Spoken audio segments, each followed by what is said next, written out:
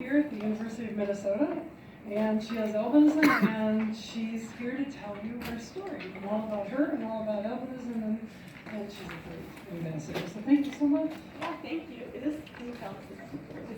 Say something. Hello. Is it Can you on? hear that?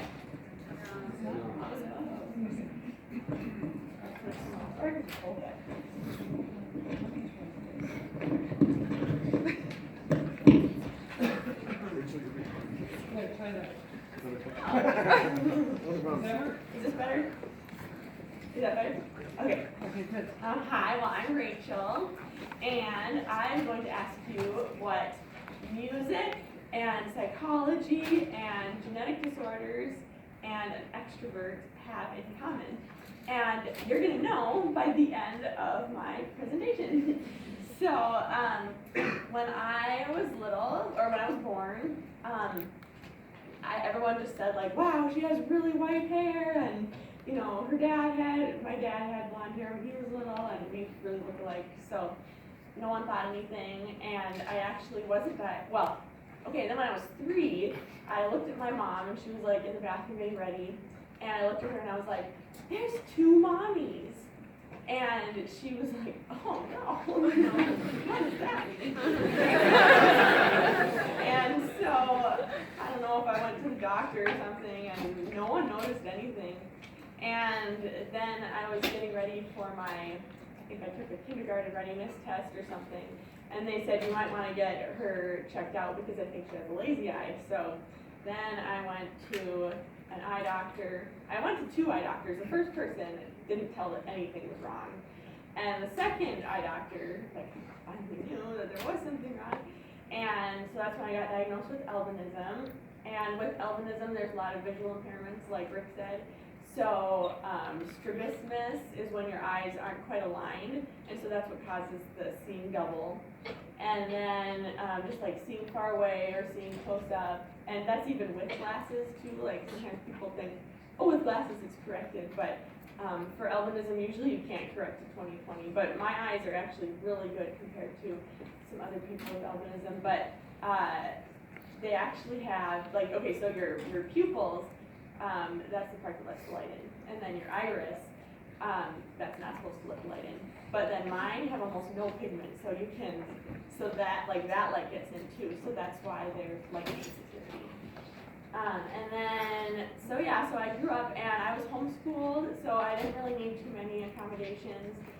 Or we kind of made our own accommodations just from like, learning style. So, you know, if I didn't like, reading things and then filling in the blanks, my mom could read it to me and I could fill it in orally, or just things that happen naturally, and so that was really helpful. Then in high school, I took classes at a place called the Gay Academy, and it's basically like a school for homeschoolers, so I took most of my classes there. And that's when I started to realize that, I kind of need to see this board, and it's really hard to see. And that's when it got harder to see things, and especially in, like, a lot of times I'm, like, good at seeing word shapes, and so you can kind of, like, put those together even if you can't see the letters. But it's hard you can't put together numbers, like, like in chemistry or something. So those were, like, the even harder classes. And no one ever said that I had a disability, and I didn't think that having albinism was a big deal. And my parents kind of said, like, don't tell people because you don't want to be made fun of. And when I was little, I didn't know how to explain it, so it never went that well anyway. So then I didn't really think it was much of a big deal until I started having eye surgeries. And I had one in 11th grade, and that was a strabismus surgery, so they, like, cut your, you have better notes, but they cut your eye muscles and then, like, tighten them, or I don't think they loosen them, but so I had one of those in 11th grade, one of those in 12th grade, and my friends were like, what, you're having eye surgery? And so then I was like, oh, I guess maybe that is kind of a big deal to see double. I guess most people don't. And and then in PSEO, taking college classes in high school, for those of you who aren't from Minnesota, those got harder too, because I would have friends who thought that those classes were really easy, And then I'd be like, man, all my friends think this is their easiest class, and for me it's my hardest. It takes like all day, and I think it was because of all the reading, and it would just take me forever to read it all. So then in college, I went to Northwestern in St. Paul, so pretty close, and I was majoring in piano performance and English literature, and I also ended up majoring in Bible with a psych minor, so that's kind of where the answer to that first question comes in. And that was the first time I got accommodations for the disability department, and it was really weird at first because I had never had those before, and I had never said, like, I have a disability, and that was really, really hard to get used to, and sometimes it still is, even though I talk about it publicly, but it's actually harder to talk about than it looks, just because it's not like all of who I am, but it's part of who I am, so it partly like changes your identity a little bit maybe. So then I could get, I started getting audiobooks and extended test time and stuff like that, and that was helpful. Then, also in college, it also was really stressful and transitions were hard, and I ended up at the same time getting diagnosed with depression after my first year of college. And so I went to counseling, and that was really helpful. And since then, and I'm telling you guys this because I think there's like a stigma about mental illness, and I just think if we can keep talking about it more, it becomes less scary. And I'm kind of getting ahead of myself. But anyway, as the years went on, I got like more mental health diagnoses, but I've gone to counseling and different types of counseling too, and I just think counseling is great for everyone, even if you don't have something that you feel like you need counseling for, because then you'll have someone to go to when something does happen. So anyway, that's just a little thought. But then before my junior year of college, I decided to switch to music therapy because all these random interests I had, like I love people and I love music, and I really like psychology, I minored in that, and all of those things seemed to fit together with music therapy. So I switched to a general music degree and got piano was my instrument. And then I applied for the University of Minnesota and I got in, so I went straight from undergrad to grad school. So this is where I am now. And I have all my classes in Ferguson on the West Bank, which is really nice.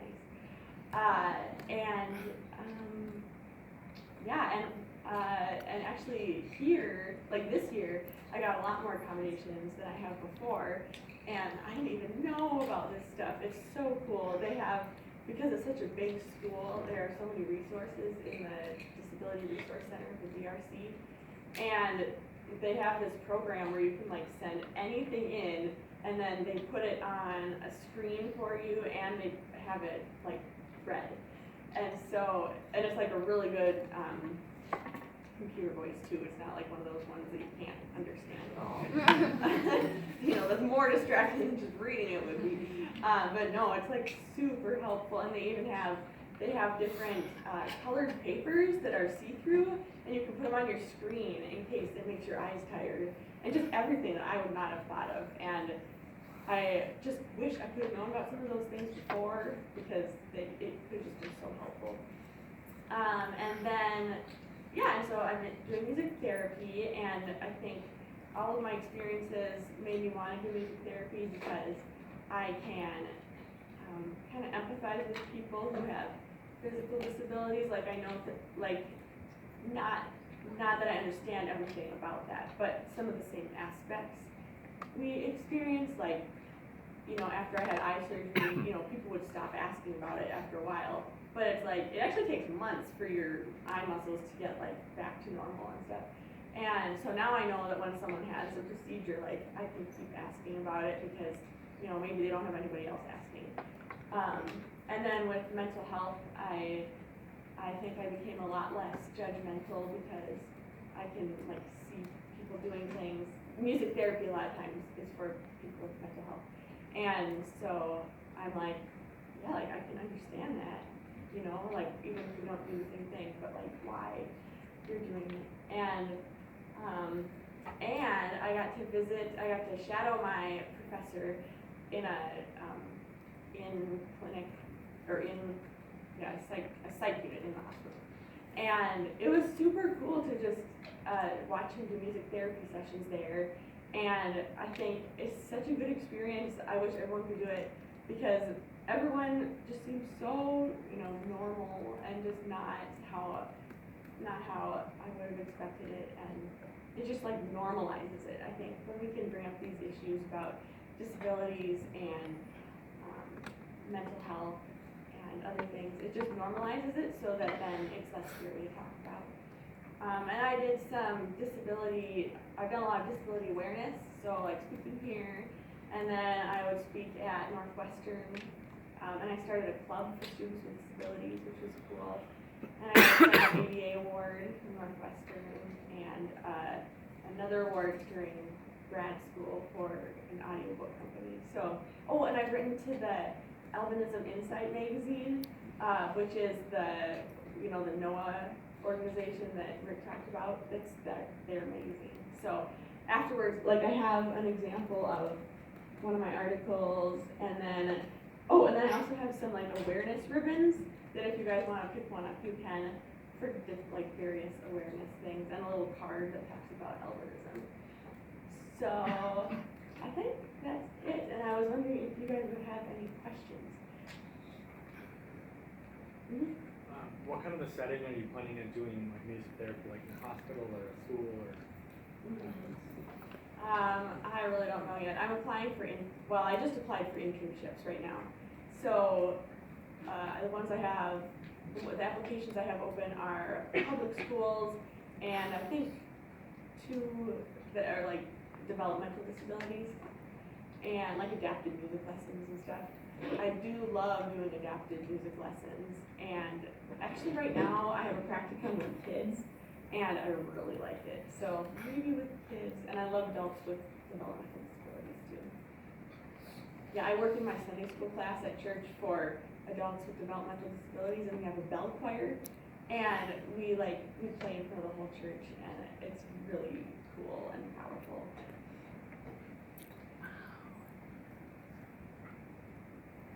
Anybody else?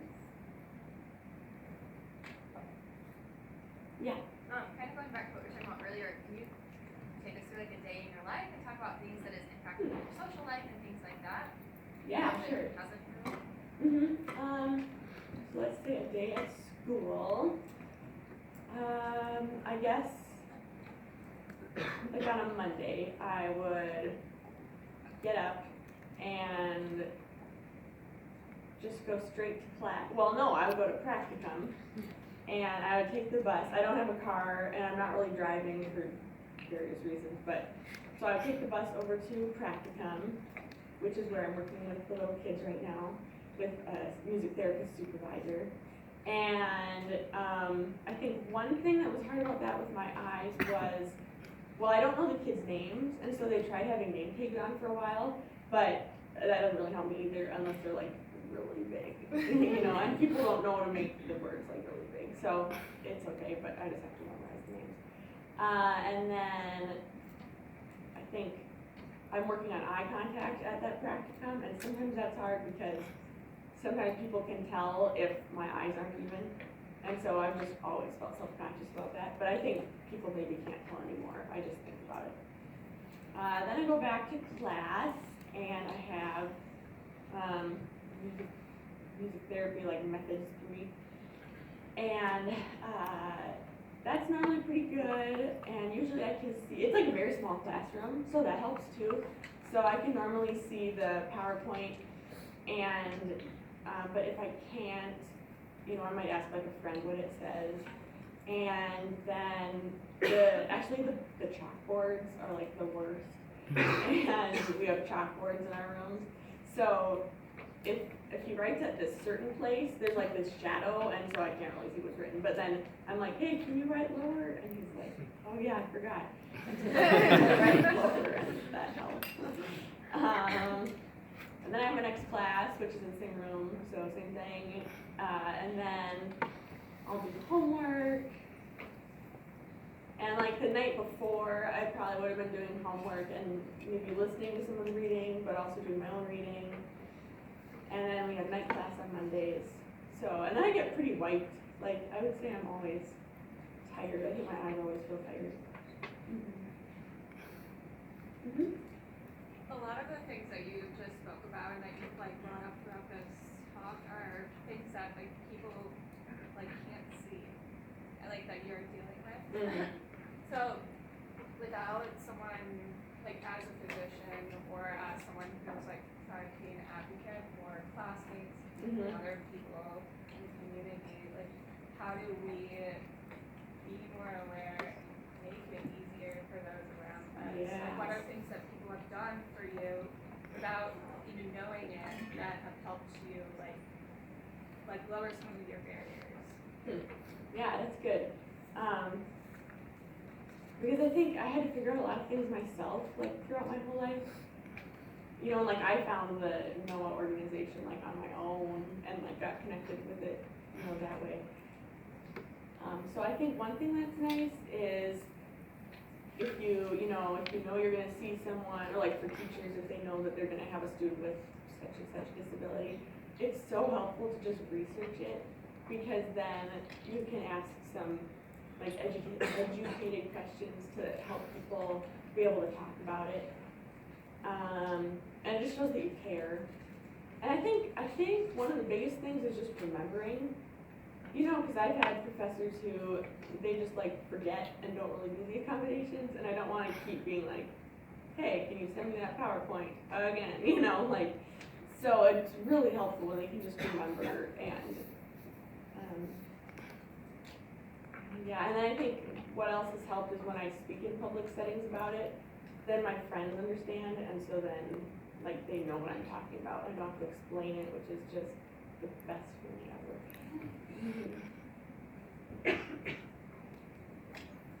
Yeah. So everyone in this room, we're all going to be future healthcare providers. Can you kind of talk to someone, a doctor, nurse, healthcare provider that made a really positive impact on your life? What were the attributes that made you want to go back and work with that person? My eye doctor, I mean, I hope that counts, but, yeah, my eye doctor that I had, he was the one who diagnosed me, and and also that technician who worked with him. And I saw him from when I was like, 5 until he just retired, and I was so sad.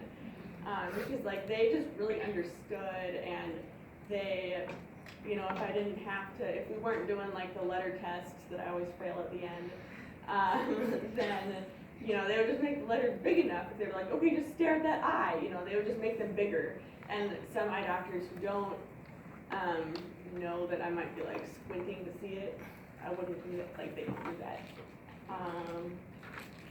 And they also know to look at my left eye, because that's my good eye. And so that makes me feel like really seen, I think.